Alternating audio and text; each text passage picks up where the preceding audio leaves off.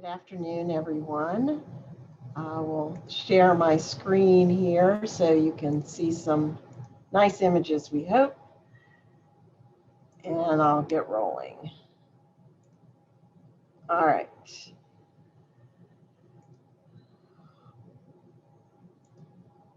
Okay, everyone good? Seeing the slide all right?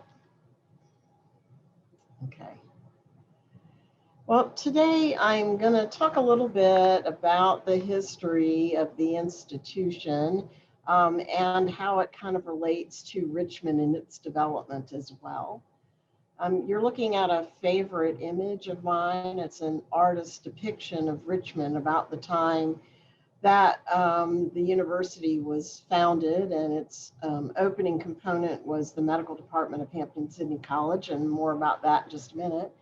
But you see Jefferson's Capitol up on the bluff there very prominently, and you don't see much else, and that's because, of course, Richmond was much more heavily populated and built up to the east of the Capitol than to the west, as it would be later on in the 19th century. Now, this is the view from the east, and so you see a few more houses in the foreground.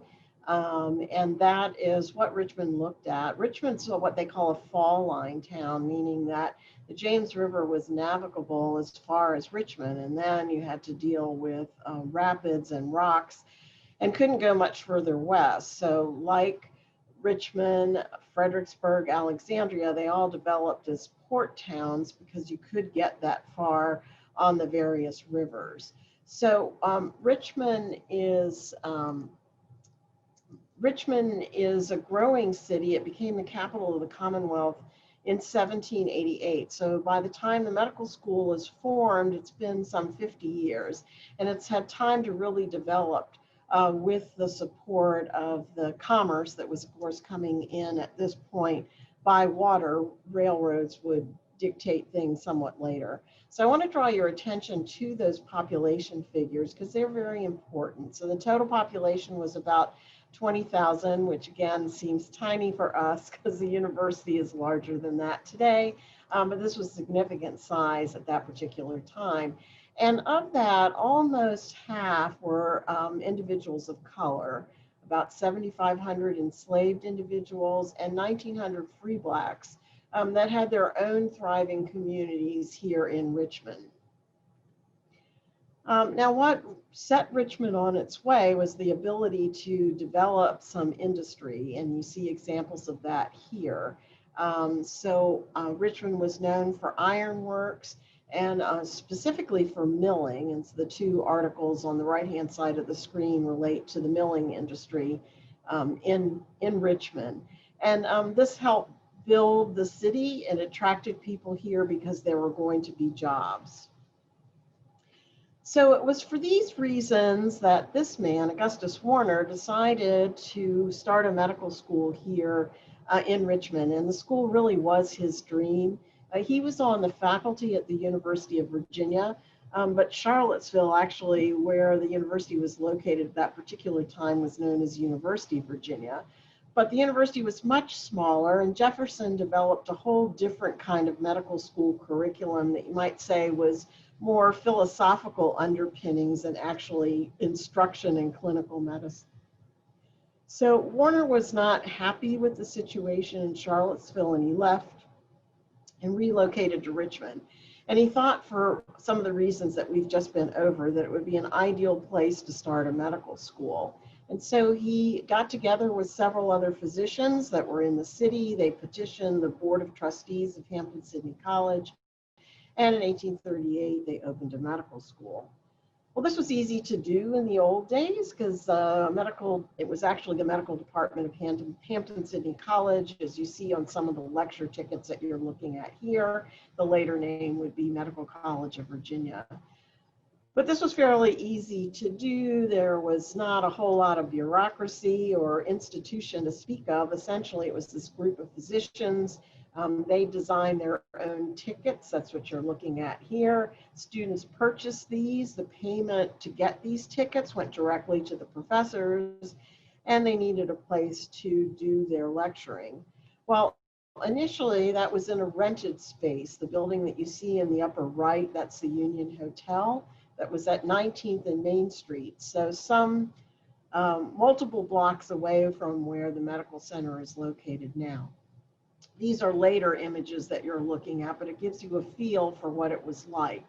The building was initially a hotel, so it had a lot of series of rooms, but also some larger rooms that could be used for lectures, and also an area that could be used as an infirmary. And the lower left picture kind of shows you they were in the midst of the commercial district, so kind of an unusual place to be having a medical school, and also one that could be somewhat problematic, and we'll talk a little bit more about that when it comes to anatomical dissection. But the school played on the fact that Richmond was going to be a place where there were going to be individuals that either didn't control their destiny, that would be the enslaved, or others that were attracted to Richmond again because of the possibility of jobs. So they actually wrote in the newspaper about their services that were available. At this particular time, hospitals were not big entities. Most people were cared for at home. Physicians may visit to provide care. But the concept of going to a hospital or an infirmary was somewhat foreign and usually thought of in terms of a place for the destitute. So here they're reaching out because they want to have patients in order to be able to teach their students. So they appeal to owners of the enslaved, many of whom hired out their enslaved people to the businesses, to the industry of Richmond at this particular time. Now this is an 1835 map of Richmond, so you can see it's somewhat developed in the immediate area of the capital, which is in that green space right in the middle. And you see the proximity of the James River to it all. Again, it was more populated on the right-hand side of the map. Then on the left, it would be growing out in that direction in the latter part of the 19th century. Here's a blow up showing where the medical school was going to move, and it's an area that we still know today because, of course, this is part of campus even today. And you see that there is, hopefully you can see in this detail, that there's a big building there, and that's Monumental Church, which still stands and was constructed in 1814. And this square is known as Academy Square. So this was the first beginnings of kind of mixed use in the neighborhood where the medical school is today. And there was a large building on this square where Virginians met to ratify the US Constitution.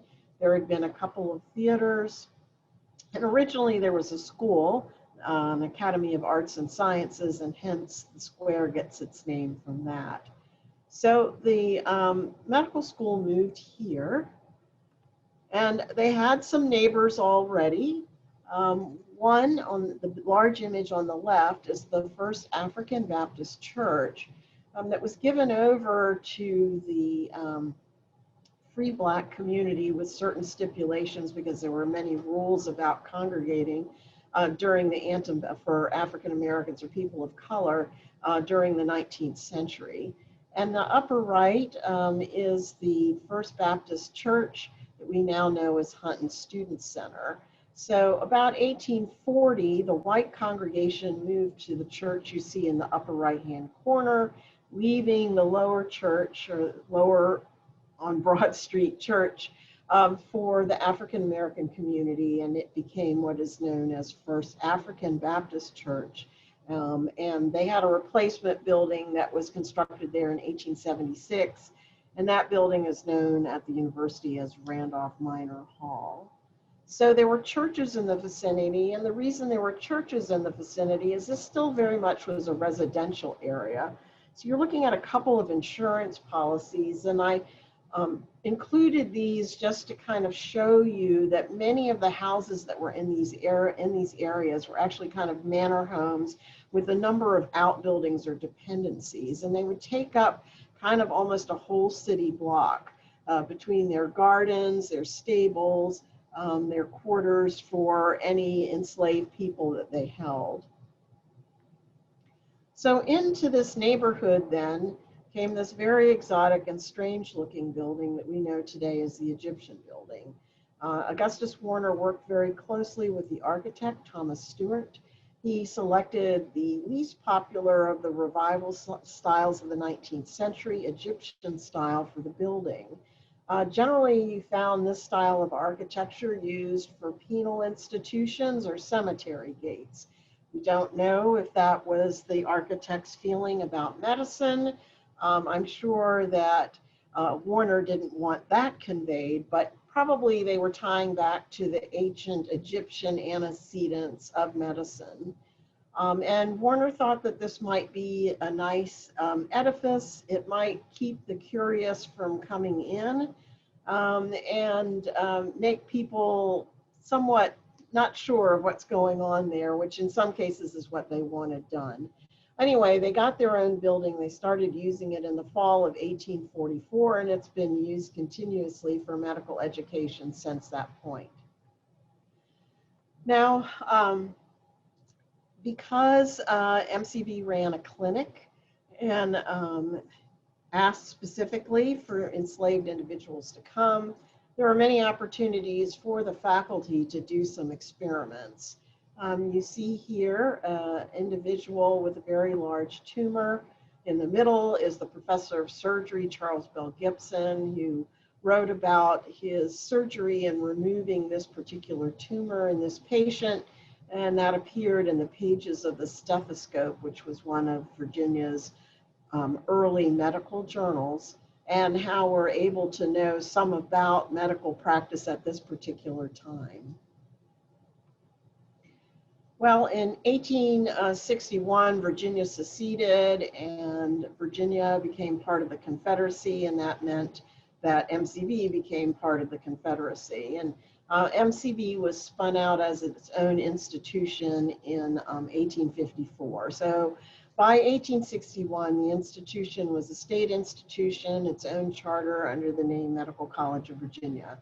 The image you see on the right is an image from April of 1865, so it actually shows you what the Egyptian building looked at the time. You get a feel for the neighborhood. There's still a number of the large houses in proximity, but much smaller houses and different kinds of buildings as you go down the slope of Broad Street there. Because of the location, the school worked very closely with the Confederate Medical Department, and on the left you see a document that wound its way through various channels of the medical department as the school was trying to obtain some fuel or else use of a canal boat. So the school, of course, was then very closely affiliated with what was happening with the Confederate government, but did manage to remain open the entire war years and including graduating a medical school class each year. Well, after the war, things were difficult both for MCB and for Richmond as well. Many people lost their fortunes, their property, and had to recover to a whole new way of life. Similarly, the newly freed had many struggles as well because they were without jobs, homes, healthcare, and many other necessities. This is the earliest extant photo of the Egyptian building, probably taken in the late 1860s. So you see the student body, and that may have been the entire student body. It was very small in the years immediately after the Civil War. And to the right is the hospital building that was built in April of 1861. So the first hospital, true hospital associated with the school dates from then. As I mentioned, it was very rough for the newly freed. And you see a group of African Americans in the corner image with what looks like some ruins in the background. And those are ruins from the evacuation fire. When Richmond fell to Union forces, the Confederates set fire to a number of warehouses, and winds fanned the flames and burned a huge section of the commercial area of Richmond. And so there was a lot of rebuilding to do. the medical faculty seized on the fact that there might be an opportunity and officially opened a clinic to, again, support the teaching program and to provide care for some individuals such as the newly freed. This is, again, the same picture that you saw a few moments ago, but a wider version. And that's what I, again, wanted you to kind of see the terrain. So MCV is up on a hill. The area adjacent is known as Navy Hill, and I'll make some references to that later on. But all these areas are going to be areas that will change, in some cases because of the institution, in other cases because of what the city of Richmond chooses to do. And in most cases, by the time changes are to occur, the houses are occupied by African Americans. Now, this is the Richmond Colored Normal School. It was the school where Maggie Walker attended. In the post-war period, there was a slight period of renaissance known as the Reconstruction period. Virginia got a new constitution. It called for the creation of a public school system, which it did not have prior to the Civil War. And a number of other changes. African Americans were elected and served in the Virginia General Assembly. So this particular normal school is located right near where I am today, and that is on part of the site of the Tompkins McCall Library and our next door neighbor, the Strauss Building. So this school was here, and it was adjacent to where African Americans were living. And so you can see that the medical center then is in an area where they are surrounded by what is becoming an ever-increasing segregated city. In the antebellum period, African Americans and whites lived together in many cases. Enslaved individuals may have lived in basements or attics, or also in some of those outbuildings that I showed you illustrations of previously. So later, after the Civil War, areas of the city started to be being built up by either whites or African Americans, and the city became much more segregated before even Jim Crow demanded segregation through law. Now I want to go into a little bit of the story about anatomy. Anatomy has been an integral part of medical education from the beginning of this medical school. You're looking at the student body about 1882 outside the Egyptian building, and you can see that the population or the student body is increased from the very lean days right after the Civil War. In the period after the Civil War, the school hired this man, Chris Baker, to help them with the anatomy lab. Prior to the Civil War, they would hire out for services to take care of any task that was needed and related to the anatomy room. And this included stealing bodies for dissection. At this time, there was no legal way to procure bodies for dissection.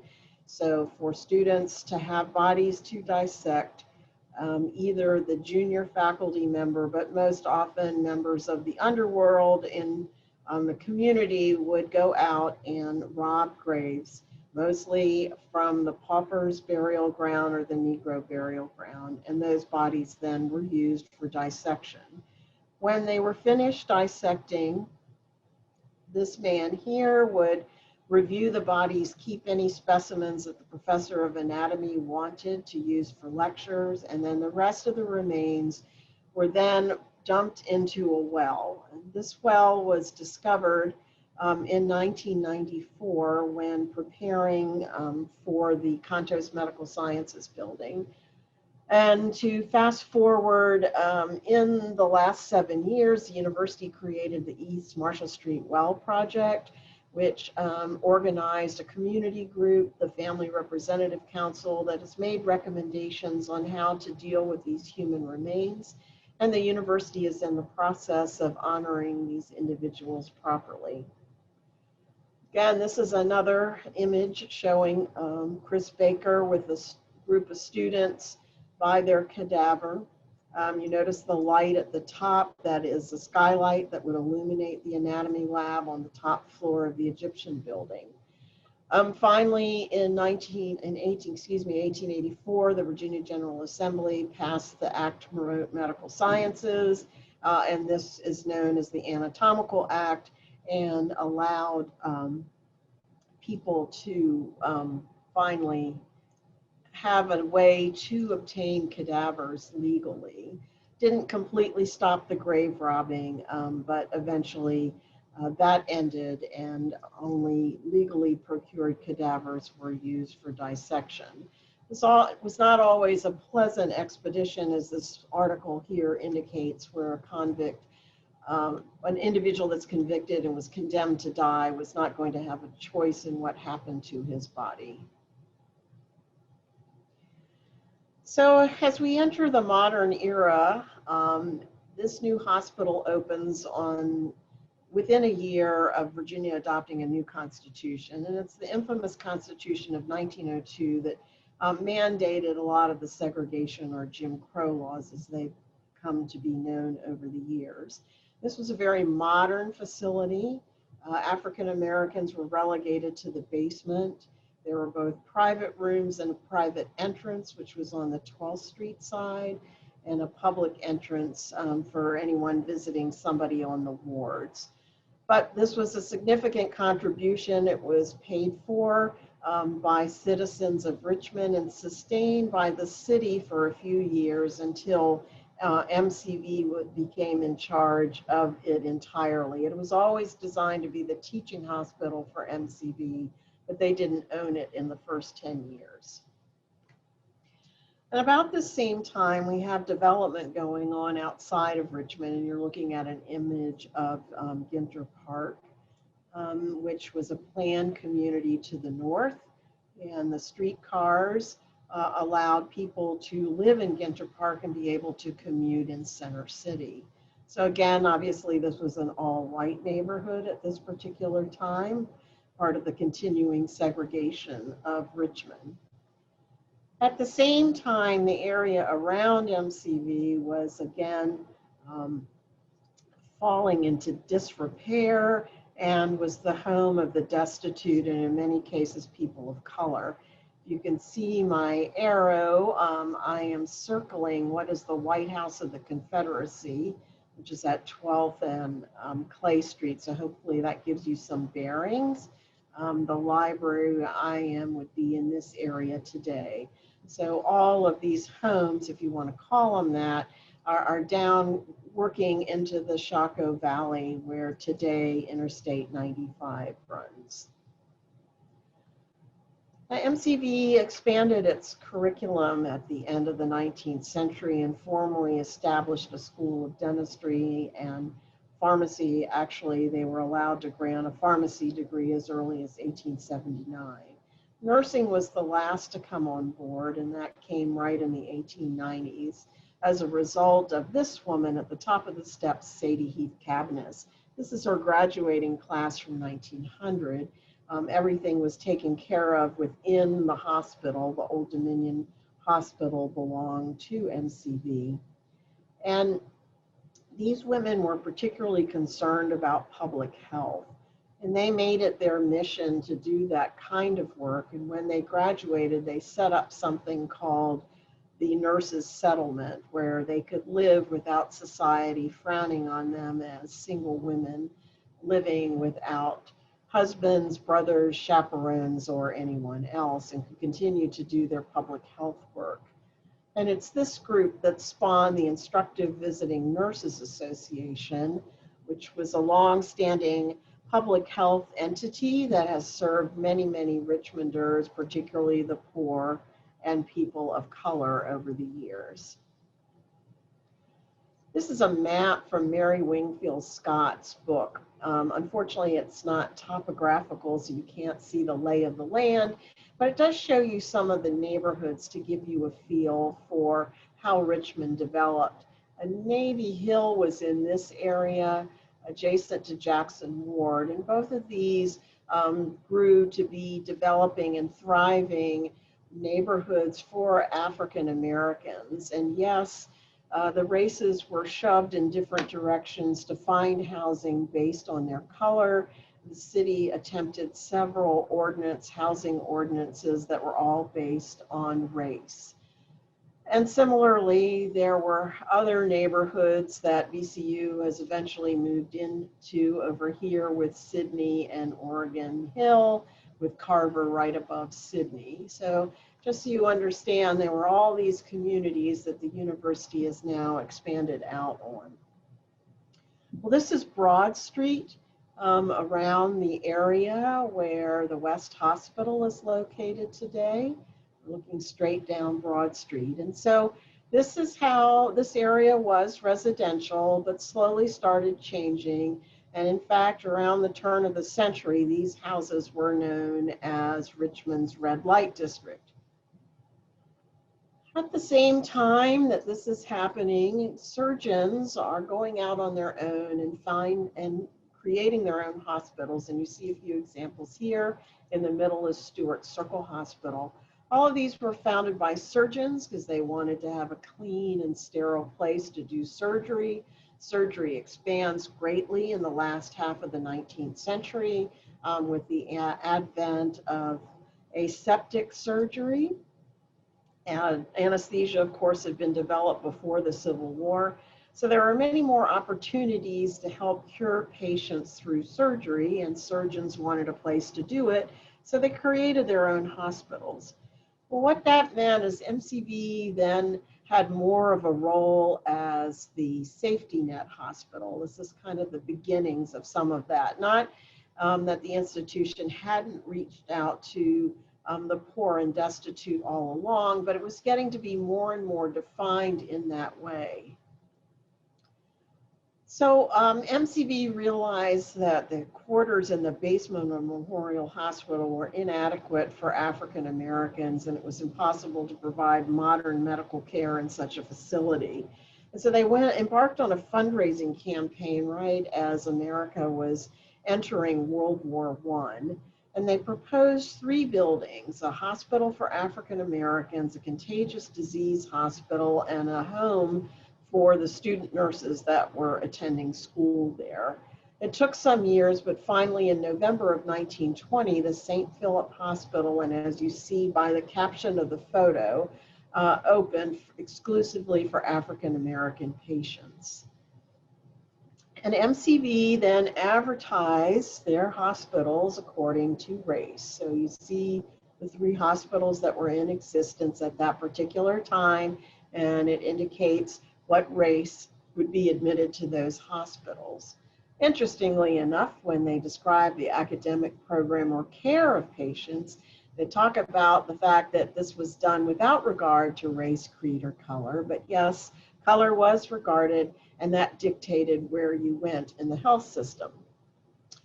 Now, MCV didn't always have the facilities to have 2 separate buildings for everything. Their outpatient clinic, which expanded significantly as we moved closer to the Depression, was housed in an old hospital building where both races were together, but just separated on different sides of the waiting room, as you see in this picture. But they did have an opportunity to build a new clinic building, which opened in 1938. And as you see by the diagram, they truly had separate but equal in terms of space waiting rooms, but definitely not separate but equal when it came to actual medical care. So this is the A.D. Williams Clinic building that was located where the McLaughlin building is today. This pattern of segregated facilities, as you see by these images in the 1950s, continued for some time at MCV.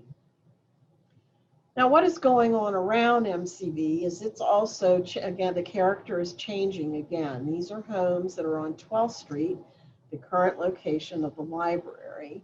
And this is what the street looked like about 1929, before the college began making plans to build a library. And so this pattern would exist where these houses, again, were owned not by the most wealthy of the city, but those of lesser means. So this pattern would continue as MCB expanded under the leadership of Dr. William T. Sanger, who was president from 1925 until 1956. His big building project was this one, and as you see, it was designed to be the hospital for white patients. It was a huge undertaking. It was fought by the mayor of Richmond for some time, but finally, with funding from various individuals in Richmond, and also with federal government money, it was able to be built and opened in 1941. It was quite the fixture on the skyline of Richmond, as you can see by the right-hand picture, and so dominated in many ways. It was the dominant hospital. It was the hospital you came to if you were poor and indigent. It was the hospital that you came to get cutting-edge treatment, and very much set the model for what our medical center is today. Segregation continued for quite some time, in fact, until August of 1965, as you see from this clipping here, where the institution redesignated all these hospitals to take away their former names, which were associated by race, and gave them a geographical designation just to facilitate getting from one to the other. So St. Philip became the East Hospital, and it was finally pretty much stopped being a clinical facility in the early 1980s when Main Hospital opened. Now, at this particular time, if you had, this is in the 1920s when St. Philip opened, if you had a hospital, you needed a nursing school because nursing care was provided only by student nurses, or primarily by student nurses. There would be what was called a graduate nurse, someone who had a diploma that was head of the OR or head of the medical floor. And if you had special duty nursing, that also was done by graduate nurses, but families paid for that on their own.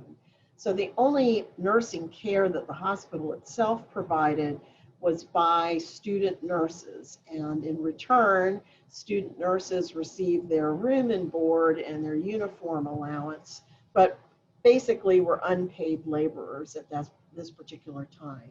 So MCB opened a second school of nursing and had the school for white students, and then it opened the St. Philip School of Nursing for African American patients in 1920. And this school existed, pardon me, until 1962. At that point, the white school had opened to people of color.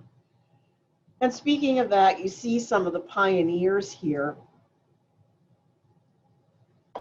who were the first graduates in their various schools. What opened the doors for some changing attitude, but also a series of Supreme Court cases that had to do with higher education. So all of this was happening before they handed down their famous Brown versus the Board of Education. So coming to the late 1950s, this is what would have been the gateway to MCB. And it's significant because at this point, there's already migration to suburbs, and the Churchill area, particularly north of Broad Street, was very much a stronghold for the African American community. And the road that you see here is Marshall Street Extended, or the Marshall Street Viaduct. And this would be the pathway into MCB for many from the African American community seeking help at MCB. Downtown Richmond was still the center of most activity, as you see here by shoppers out on Broad Street back in the 1950s. And in the 1950s, there was going to be a huge change, and that was the creation of the Richmond-Petersburg Turnpike, which was incorporated into Interstate 95. And you can see the pathway here, and probably see how it went right through some neighborhoods. I'll show you another image so you can get a feel for that. Hopefully you see West Hospital down in the lower left of the image. And this is the MCB campus, and then what's cleared out to create Interstate 95. So Here, as I mentioned, this was the area of Navy Hill, which was kind of a thriving neighborhood. Here was the John Marshall High School, which was one of the big high schools in Richmond at the time. So Interstate 95 is going to drastically change this area and pretty much eliminate it, this immediate area, from being residential. This is the interchange. You can see West Hospital in the upper right. So this is the Broad Street interchange, as they're in the midst of creating the overpass for Broad Street so that they can run the interstate underneath. Well, this was just the first of many changes. MCV expands into what was once Navy Hill area. This is where the College of Health Professions is today, and they constructed all these dormitories. Similarly, they loaned their land to the Commonwealth of Virginia, who built the Civil War Centennial Center on this site in Navy Hill. And then when that was over, the building reverted to MCV and became its first student center. And later we replaced it with another Lyric Center some years ago, the new facility that's currently in use. Now, medicine is going to change also with Interstate 95. After World War II, there was a need in Richmond for additional hospital beds. And there was also need for an open hospital. To be able to practice out of the MCV hospitals, you needed to be on the faculty. So that meant there were no African-American physicians that practiced in St. Philip Hospital, even though it was a facility for African-Americans, because they couldn't be on the faculty at MCV. And so with the growing number of physicians in the city, there was a need for a hospital where you didn't have to be affiliated with the medical school to have privileges. And that hospital was Richmond Memorial. It was significant in a number of ways, is because it was an integrated hospital when it opened in the late 1950s. There were other new hospitals that were in the planning stage here, and you see the names of a few others that should be familiar to you and their opening dates. And so this then allows for further migration. Even if you lived in the suburbs, you were still coming into the center city to shop and to get your health care. But with the creation of these hospitals, physicians started to move their offices out of Richmond. And that, again, starts to make MCV more of a safety net hospital. The last piece I want to talk about is President Johnson here signing the Medicare bill. And this had a huge, profound effect on MCV. It allowed it to develop in so many different ways, extend healthcare in a number of different ways, and its training programs in a number of specialties in many, many ways. And so again, it kind of confirmed its role as the safety net hospital within our community. So the last image, and then I'll open it up for questions, is how MCV looked on the eve of the creation of VCU in 1968. So you can see many buildings that are familiar to you from West Hospital. You see Sanger Hall there, and the Nelson Clinic, which of course is now surrounded by the ambulatory care clinic. One of the parking decks, the library, it's over in this area, the Lyric Center, those dorms I mentioned, and Cabanis Hall here. And again, notice the barren landscape from 95, wiping out that community that was formerly there. So we certainly have had a love-hate relationship with our community. While there's been vast interest in caring and giving to the community, we've also wiped out many neighborhoods and then have not always handled affairs with our neighbors in the way that would be beneficial to their whole health. And with that, I am happy to take questions.